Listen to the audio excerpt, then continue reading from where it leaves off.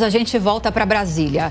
A primeira turma do Supremo Tribunal Federal decidiu ontem tornar réu o senador Sérgio Moro por calúnia contra o ministro Gilmar Mendes. Acompanhe mais informações na reportagem de Janaína Camilo. O motivo do caso julgado no Supremo é um vídeo gravado em 2022 em uma festa junina, onde Sérgio Moro, hoje senador pelo União Brasil, aparece em tom de brincadeira, sugerindo comprar um habeas corpus de Gilmar Mendes. Para comprar um habeas corpus do Gilmar Mendes. O conteúdo viralizou nas redes sociais um ano depois, o que motivou uma ação da Procuradoria-Geral da República contra o senador pelo crime de calúnia contra o ministro Gilmar Mendes. A sessão da primeira turma do STF, nesta terça-feira, iniciou com a rejeição unânime dos ministros de um pedido da defesa de Sérgio Moro para que o caso não fosse analisado pelo Supremo, já que a denúncia se refere a um vídeo gravado em 2022, quando ele ainda não ocupava um cargo público. Conforme as regras do foro privilegiado, só podem ser julgados no Supremo supostos crimes que tenham acontecido durante o mandato e em função dele. Ao analisar a denúncia da PGR, a relatora do caso, ministra Carmen Lúcia, entendeu que a alegação do senador de que a fala teria sido feita em tom de brincadeira não justifica a ofensa à honra do magistrado. Ao atribuir falsamente a prática do crime de corrupção passiva ao ministro do Supremo Tribunal Federal, Gilmar Ferreira Mendes, o denunciado agiu com a nítida intenção de macular a imagem e a honra objetiva do ofendido, tentando descredibilizar a sua atuação como magistrado da mais alta corte do país, fecho aspas. A conduta dolosa do denunciado, descrito pela Procuradoria-Geral da República, consistiu em expor a sua vontade livre e consciente de imputar falsamente a magistrado deste Supremo Tribunal fato definido como crime de corrupção passiva. Representando o Sérgio Moro, o advogado Luiz Felipe Cunha reconheceu que a afirmação foi infeliz, mas feita em um ambiente jocoso. Expressão infeliz reconhecida por mim nessa tribuna e por ele também, ministra Carmen.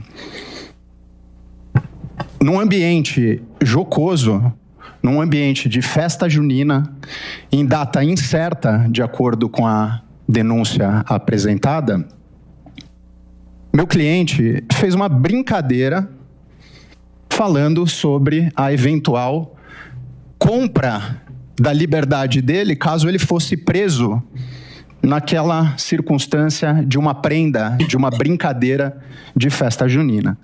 Em nenhum momento, ministro Flávio Dino, meu cliente acusou o ministro Gilmar Mendes, por quem ele tem imenso respeito. Em nenhum momento ele acusou o ministro Gilmar Mendes de vender sentença. Acompanhando a relatora, o ministro Flávio Dino questionou o motivo da manifestação ter sido feita a Gilmar Mendes e não a outro ministro. Este fato é relevante, porque não foi certamente uma escolha aleatória, uma vez que é público que o ministro Gilmar Mendes foi um dos que julgou seguidas vezes aqui nesta corte de modo restritivo em relação a ações penais conduzidas pelo então magistrado Sérgio Moro. Após a decisão, o senador Sérgio Moro se manifestou. Frisou que a suposta ofensa aconteceu antes do seu mandato e num vídeo gravado e editado por terceiros desconhecidos e divulgado sem o seu conhecimento e autorização. Que o pedido para que os terceiros fossem identificados e ouvidos antes da denúncia não foi atendido. O senador alega ainda que o recebimento da denúncia não envolve análise do mérito da acusação e que, no decorrer do processo, a defesa do senador demonstrará a sua total improcedência. Vamos ouvir a Amanda Klein mais uma vez, Cristiano Beraldo também. Amanda, a defesa de Moro argumenta que tudo não passou de uma brincadeira. Mas chama a atenção o argumento de Flávio Dino, do ministro, de que por que a brincadeira foi feita com o ministro Gilmar Mendes e não com outro ministro do STF. Qual deve ser a decisão da corte? Você acha que esse julgamento é mais uma chamada de atenção, não deve resultar numa pena significativa? O que você espera desse julgamento? Olha, Lívia, eu acho que não deve resultar numa pena mais significativa, até porque calúnia é um crime de menor potencial ofensivo, não tem uma pena alta, não tem uma pena relevante, quer dizer, o Sérgio Moro não vai preso por causa disso, mas o Supremo deixa muito claro, chama a atenção, puxa a orelha dele, como você disse, e espera um pedido de retratação formal e muito mais contundente de Moro. Não basta dizer só que foi uma fala, uma declaração infeliz ou que foi uma brincadeira. Sérgio Moro vai ter que fazer mais do que isso, vai ter que ser mais veemente no seu pedido de desculpas, de retratação ao Supremo do que fez até agora. Ele diz que foi feito no ambiente jocoso, isso foi filmado, foi viralizado nas redes sociais. É óbvio que também isso indica um espírito de corpo, até porque foi votado por unanimidade, aprovado por unanimidade pela primeira turma do Supremo Tribunal Federal. Então, acho que deixa um recado aí para todos os deputados e senadores que a imunidade parlamentar não abarca certos tipos de declarações que vão sim ser consideradas como calúnia e difamação, e deixa claro para outros parlamentares que se declarações nesse sentido forem feitas em relação aos ministros do STF, serão duramente repreendidas.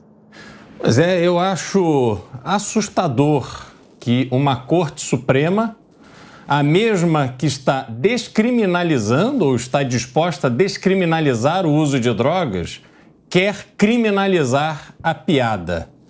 Claramente, o que foi falado pelo hoje senador Sérgio Moro não estava num contexto de ofensa, estava ali num contexto de piada, numa festa junina, aonde se sabe que tem a brincadeira de se prender, enfim, foi neste contexto que veio essa fala dele.